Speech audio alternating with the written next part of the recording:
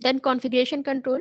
The part of configuration control that deals with the handling of change request is taken care of by a planning game or similar activity. However, two important aspects of configuration control are neglected by most agile methods: tracking and traceability. In traditional SCM, change requests are tracked through their entire lifetime from conception to completion. Okay.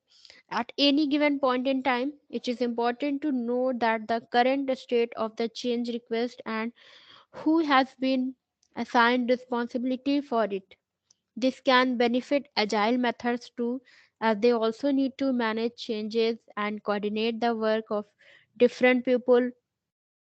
In some agile methods, there is an explicit tracker role that is responsible for this activity.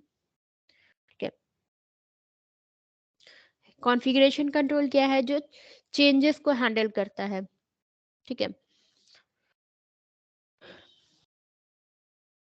Traceability is an important property of traditional SEM and is sometimes claimed to be the main reason for having SCM. It should be possible to trace changes made to a file back to the specific change request. Likewise, it should be possible to trace the files that were changed when implementing a certain change request.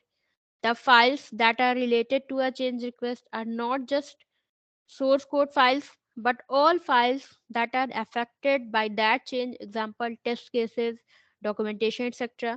Another aspect of traceability is to be able to know exactly what went into a specific build or release and what configuration contain a specific version of a specific file. The main advantage of having good traceability is to allow for a better impact analysis, so we can be informed of the consequences of changes and improve the coordination between people on the team.